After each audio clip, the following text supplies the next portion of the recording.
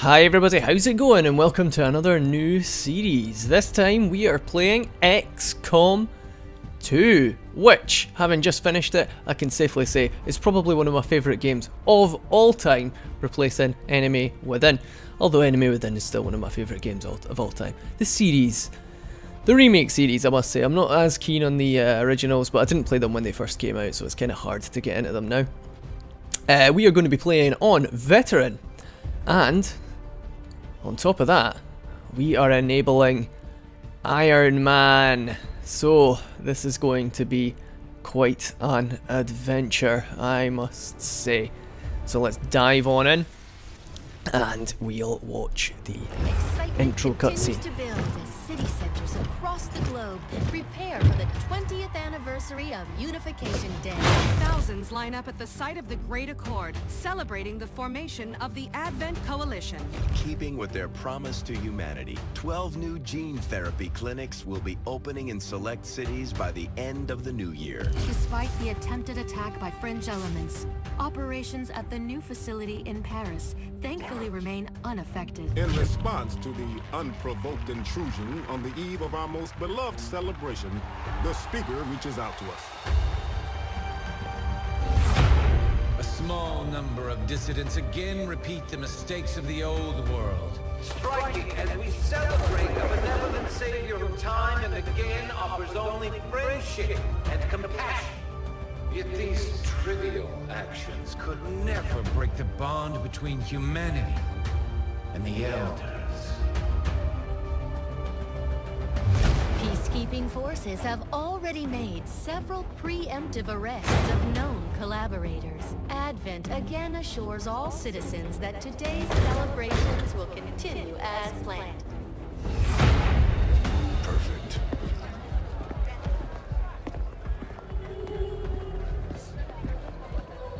The Advent administration reminds you to report all suspicious activity to your nearest peacekeeper. Only together can we build a better tomorrow. Approaching position. You were right. They've definitely got their hands full today. Stay focused. Prep Gatecrasher. 60 seconds.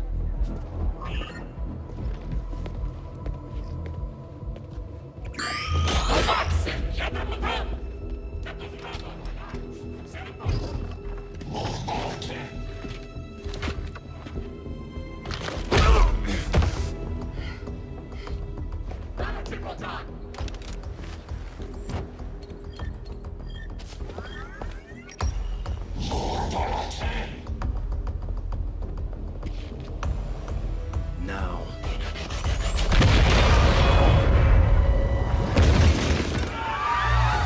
Signal received. Loud and clear. Okay, Gatecrasher. Your turn.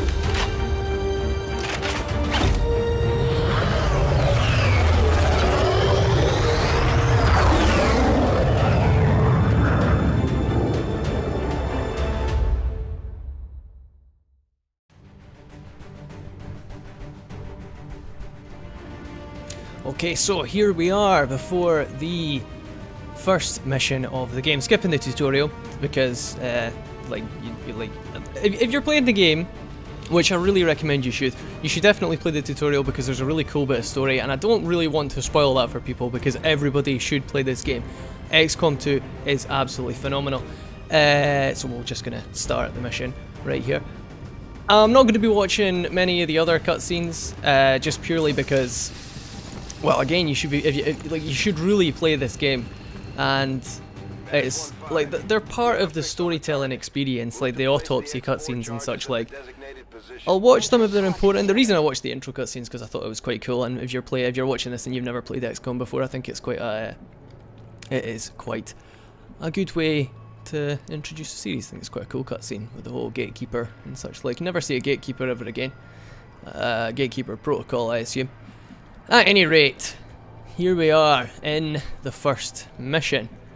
So, basic concepts: you've got your high cover, you've got your low cover. You can see it both there. High cover offers a fairly safe level of protection from any enemy fire. Low cover is basically like, you should never go into low cover if you can avoid it, basically. I'll explain more as the game goes on. Currently we are in stealthy, sneaky, concealed mode, so we can advance relatively unhindered. So let's move. I should have checked out what we got. Lauren Hill there. We can see the objective, but the objective isn't what we're interested in right now. We're looking for enemy patrols. There we go. And that's just three regular troopers. So where would be best to... I wonder if I can get into there and sneak up behind them, because they don't seem like they're going to move. They don't have a commander with them. Yes, now compared to Enemy Within... Yeah, Enemy Within. Beforehand, enemies didn't move about and such like while you were playing. If you encountered a pod of enemies, they would get a free move into cover, and then you would have to deal with them as such. Now, if you're in concealed mode, you can like sneak around and get a good angle. So you can effectively wipe out an entire pod of aliens right from the get-go, which is really useful if you can pull it off. So what I'm thinking is maybe move somebody into here, so that we can see out to these guys. I mean, it'll have to be that cover, so line of sight might be a bit of a problem, but I'm sure we can work around that. So how about is that Stephanie? Stephanie or yeah, Stephanie Edwards. How about you? Orders confirmed. Moving out. I realise that I probably had people screaming at me because I dashed for my first turn with her, but I find in the concealment missions, at least at the start of the game, you're not going to run into anything on your first move that will actually spot you because of the radius. So I felt kind of safe in my actions there. Now it's especially seen as there's absolutely no cover for me to move between. Now it is good practice not to dash though. It's good practice to go one stage at a time, because then you get a free action if you well, not free action, but you get an action if you encounter any enemies. So let's move everybody into a sort of crescent formation. Maybe actually just stay. My mouse isn't moving. What is that all about? God almighty. Ah, sorry about that. That's different. I've not had that happen before. My mouse just decided to cease functioning. So thankfully we managed to get that sorted out. Who have we got left here? We've got Stephanie Edwards. I'm going to move up there. And we've got Tiffany Williams, who I reckon it's probably quite safe to move up to here. Now, I don't claim to be an expert at XCOM. I've finished this once on veteran difficulty. So oh, they are moving. Okay. That actually might prove a little better for me than I would have thought. I could just open with a grenade and kill all three of them. That'd be pretty useful. Can you... how far can you make it? Okay, now I'm kind of running the risk that they might come ahead and spot me. But at the same time...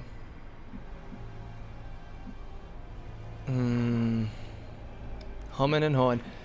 Alright, so... Stephanie, I'm going to want you up here. Moving. You got to make sure not to run straight through doors, because you'll burst through them and alert any enemies to your location, which you don't want to happen, obviously. Now, I'm reckoning they'll probably head down in that direction. So, let's move her up to... oh, is that... will she get spotted if she's there? Really? Okay, so we can't get away with that one. We can get away with that, though. Okay, that's fine. I can cope with that. Can't open the door this turn. Where can you get to? That's a little bit shaky. Well, either way, these two can't move anywhere, so we'll just pop them onto Overwatch. It'd probably actually be safer for me to toss a grenade in, but it doesn't matter. You'd be better placed to get in a good angle. If they spot us, it's not the end of the world.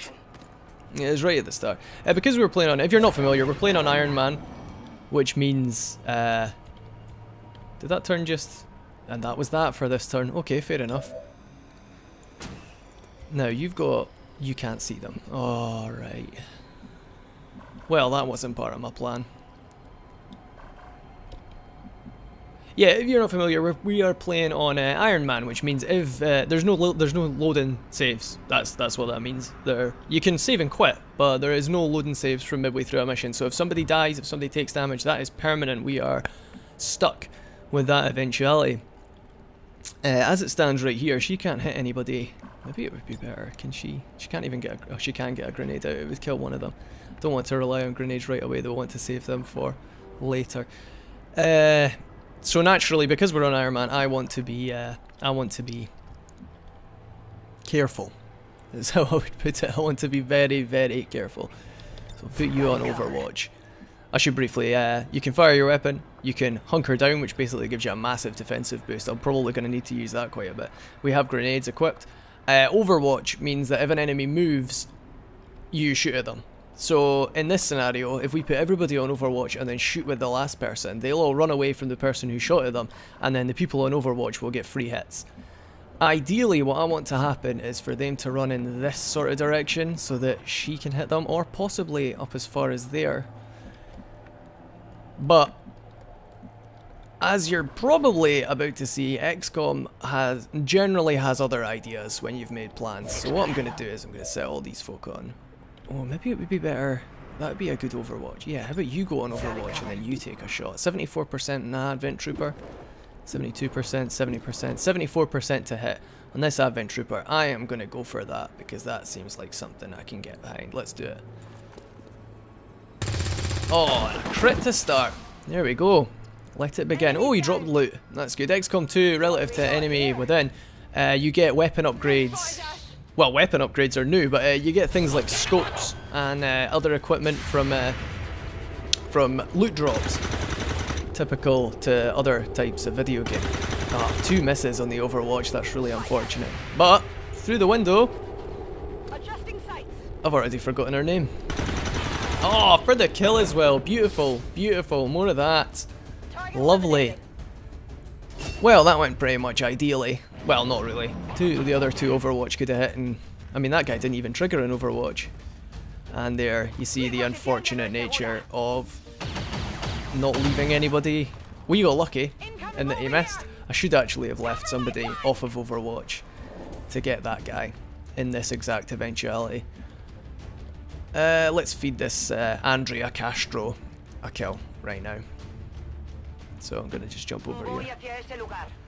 I apologise that my commentary is all over the place a little bit, but like a lot of the game concepts you'll just see demonstrated throughout. We're fortunate in that we managed to get away without anybody taking any damage there, which is absolutely ideal. And I'm gonna have a round of reloads because you can always benefit from having full ammunition. Gonna reload, put everybody on Overwatch just in case somebody comes rocking along and decides that they want a piece of us, because that'd be terrible. Don't want that to happen. The alien fiends. There we go. Okay, Lauren Hill, I'm gonna have you run ahead and grab this loot, whatever it may. Oh shit! And there you go. We got a scope, which is quite pleasant. Extra aim for somebody, but we'll see right now. Yep, she triggered a pod of aliens there, which is why I shouldn't have sprinted ahead. I'm gonna have to get that through my head. Oh dear. This is where my relative lack of experience is coming in. I am not Jamalf or Marbazir. I am Krun, and I am shit at games. Right, let's get you in a high cover there. Tiffany Williams, you could also get in a high cover over here. This is a bloody stalemate. What have we gotten ourselves into? Who can they not... But presumably they haven't seen Stephanie yet. Maybe they have? I'm not entirely sure. Line of sight is something that I am not at the level where I can reliably talk about line of sight, so I'll be working under quite a few assumptions. Do reckon that would be a good move though. And then Overwatch, let's let them move to us. Now she's gonna be a target. Oh, which we actually marked her. That's interesting. I wouldn't have expected that. Oh god almighty, I hit through high cover right away. Overwatch removed. That's unfortunate. Come on, if you do me good here. Oh god, this is it. Come on. Is that a hit? Yes, lovely. There we go. Good save, good save. Now we've got one more Overwatch should he decide to advance. He's decided to go for the old horizontal swing. That's interesting. Now, how to progress here? Can you get a 47? You could actually move to the... That's not high cover. Come on. I mean, to be honest, it is quite flimsy. Now, I can't cross because obviously the Overwatch would hit me there. But I can move one to the side probably without if that triggers, I will be extremely disappointed in myself. Let's see what else we've got. What other options do we have here? You, actually, does she have a promotion yet? Because I could feed her. Yeah, she does. Who doesn't have a promotion? Because ideally I'd want to. Everybody apparently has a promotion. That's good. That's an interesting start. Alright, so what I'm thinking is I'm going to move Lauren Hill because she's at full HP and she probably isn't going to die even if she takes a hit. I'm going to move her one to the side. Yeah, as I suspected. 67% to hit. Can your grenade reach them? Can it? I can't really tell. Oh, come on now. I should at least be taking a little bit of damage. That's unfortunate. Maybe save her then, because she could... No, like, she's got the flank, so take the flank shot. That's our best option. I should really move everybody first, just in case, but it's not going to affect anything. It is the first mission. Oh, fortunately, we get the kill there. So all we've got left is this Advent Commander kicking about here, and he doesn't have any friends, unfortunately. So what's our best course of action? I reckon just grenade strum is going to have to be the aim of the game here. You can actually see I'm 26%, that's awful. Not going to take a 26% shot. How far can your grenade go from there? Okay, so if you move forward to there. Yeah, we can definitely kill him with grenades, and I reckon it's best to play it safe in this situation at least. We should be able to get a good 3 nades in on him. Yep, that's a dead hit. Dead center, beautiful. And maybe we can rid him of that cover, but I didn't say it was going to explode, so potentially not. We got him. 4 damage. And then our rookie that's already been hit. Another 4 damage. Lovely. Good kill. Simple as that. I'm probably going to get called a scrub to the ends of the earth because I am going to be relying on grenades quite a bit throughout this playthrough, but it does seem a little bit more reasonable than it was in Enemy Within. In Enemy Within you didn't get any drops from grenade kills, and it's still... I think you get corpse drops from grenade kills now, but if they drop any loot, it will be destroyed. But the Grenadier class is just absolutely phenomenal, so... I mean, I barely made it through on my last playthrough, not on Ironman. I wasn't just save scumming the entire way, but if things went completely tits up, like if I miss a 97% shot and I can reload my save, I'm obviously going to reload my save because that's bullshit. Point blank range on a giant blob thing. How can you miss? I'm sure it's definitely possible. But at any rate, let's plant the X4. Well, it's like they've gone all the way from C to X. What possible degree of improvement could that be? It's enough to level an entire city block. And that was that. GG. Boom. Nice simple mission to start us off. Unfortunate that we took damage through high cover, but that's XCOM. That's going to happen. They probably had about a 30% chance to hit there. I mean, yeah, that's just how it works. Sometimes, yeah, sometimes you get lucky, sometimes you don't. But overall, that was a decent performance, I would say. Good job, lads. 100% successful shot percentage. Can't beat that. Can't beat that. You literally cannot beat that. Successful shots. Successful shot percentage doesn't include Overwatch though. But at the end of the day, that's gonna happen. Not bad. Average damage 3.33. That's about as much as can be expected. I think the maximum we can do is I want to say 4, but it could actually be as high as 5. And that will be that. Not bad. Now the way this series is going to work, I'll do a mission and then all of the base building that follows it and such like. And then I'll end the part as soon as a new mission comes up. So the each episode will start with a mission. Normally, I'm sure there will be some scenarios where I can't. But yeah, so we will have a little bit of base building as well in this episode. So, Rookie Hill, what are you? A ranger, shotguns and swords. I find the sword is a little bit dangerous, but not bad. Decent. Anyway, I'll take a... I mean, well, we're about to get one of every class, so... There you go, Lauren Hill, Ranger. She gets the slash ability, allowing her to move into any movement range and attack them with her sword. The sword is quite cool because you can use it at the end of a sprint. It doesn't have to be in your first move. It doesn't count as its own individual attack. So, if you say if an enemy was at yellow distance away, you could run right up to them and slash them. You can also do that to like get into high cover, finish an enemy off and also be in high cover after the turn, because you can choose the angle from the sword attack. It's quite cool. But to start with, the sword is hideously weak, so I would describe it, but I'm sure I can make some decent use of it. Now we've got ourselves a lovely grenadier with the launch grenade ability and the minigun for some decent damage. Not bad at all. Simple as that. You can fire grenades over longer distances, and over time they get more powerful and such like. Then we've got Castro here. Just like it sounds, our sharpshooter. Simple as that. They've got a sniper rifle, they've got a big old magnum handgun. The sniper rifle, if you move in your turn, you can't use the sniper rifle after. You can only use the handgun. So you want to set up your snipers before you move into places and such like. Over time they get some incredibly powerful abilities, which is quite cool, so hopefully we'll get to see that. Hopefully I don't just die before that happens. And then finally we've got Rookie Williams over here, who will be our specialist. Specialists are a sort of fusion of a new class and the medic. There's the police going by in the background, that's the Advent coming to get me. Yeah, a fusion of the medic class. Was it support? Yeah, support class from Enemy Within, and this new sort of hacking mechanic. You can get abilities that let you take control of robotic enemies and such like. I found that it was good to have one medic and one hacking specialist in any team, but right now you only have 4 people, so that's how it's going to be. Right, so we've got a scope, increasing our aim by 5% if we upgrade a weapon, which is quite cool. That's actually really useful to have right at the start of the game. And we've got a couple of corpses, but we're not going to do anything with them right now.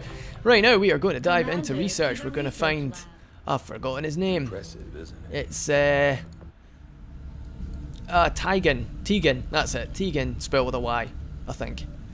And we are going to set him. We've got our options here. We've got modular weapons so that we could get... This is actually quite a decision. Modular weapons so that we could put upgrades on our guns, which I mean we could actually make use of quite quickly. Hybrid materials will let us build protective vests to keep our rookies a little bit more protected, less squishy, but at the same time that's not incredibly useful to begin with anyway, considering that our rookies can take at least 1 hit before dying. I think we'll hold off on that right now, and then Alien Biotech advances the story, and I don't think we want to do that right now. I'm thinking modular weapons to begin with. And we run over into engineering and we find Shen, not the Shen from Enemy Within, another Shen. Baby Shen, Shen Jr. Little Shen girl, there she is. Oh, your father served us well in the original XCOM project, and hopefully you will do the same. So basically, Shen can allow us to build facilities, clear debris, although we can't actually do that right now because we don't have an engineer. But we can build a facility, and I am thinking we can dive right into a guerrilla tactics school, because then eventually we can unlock larger squad sizes and such like. Yeah, the guerrilla tactics school is one-off payments for permanent upgrades and such like. Some are better than others, but it's good to have it early because we want to be able to well, increase our squad size as soon as possible, because 4 is anemic to say the least.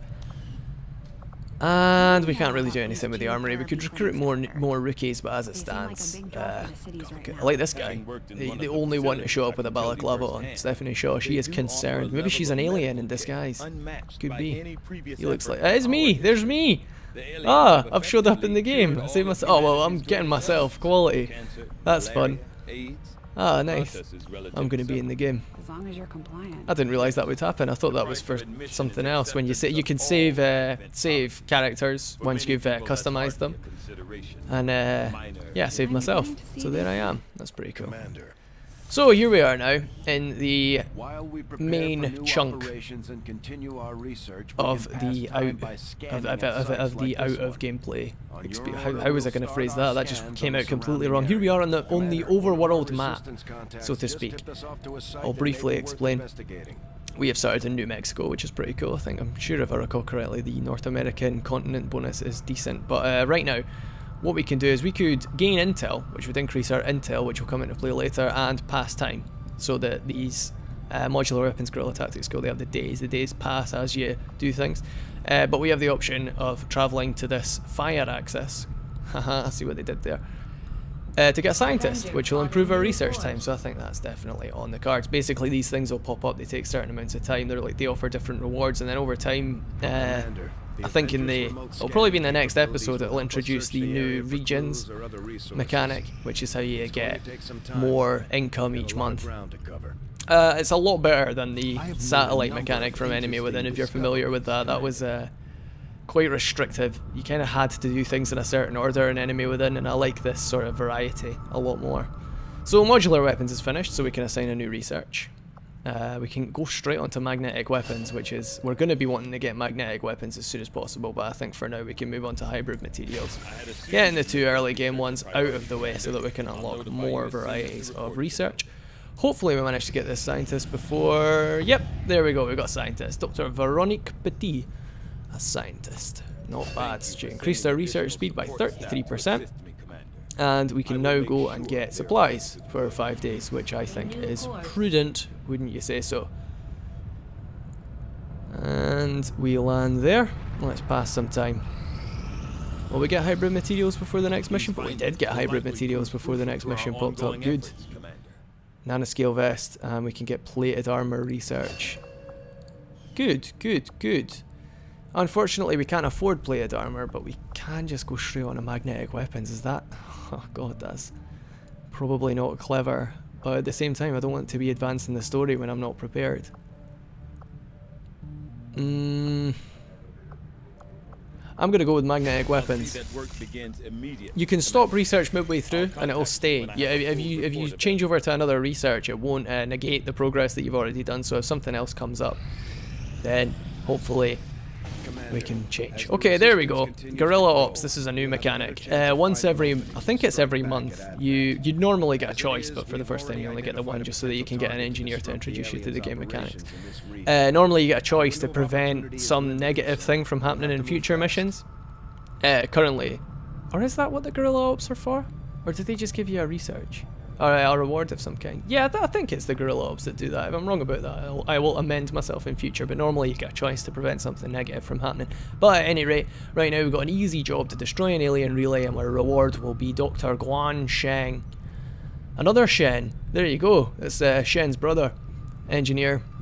Or her uncle. Could be either. Might even be a female name. I have no idea. I apologise if I am getting that incredibly wrong. But at any rate, we're going to head over there, and that will... yeah, we are.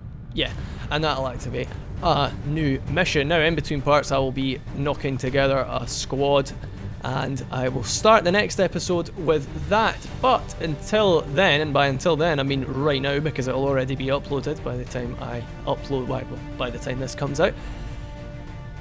I've been Krun, this was XCOM 2, I hope you enjoyed it. This obviously was the beginning and the start of the series, so obviously things aren't very exciting right now, as always, but I hope you enjoyed it anyway. If you did, please remember to leave a like, comment or subscribe, I would appreciate any of them. You can also follow me on Twitter at GDWKrun, or like me on Facebook, facebook.com/GamesDoneWithKrun. The links to both of those are also in the description down below. Thank you very much for watching, and I will see you again next time. Bye bye for now.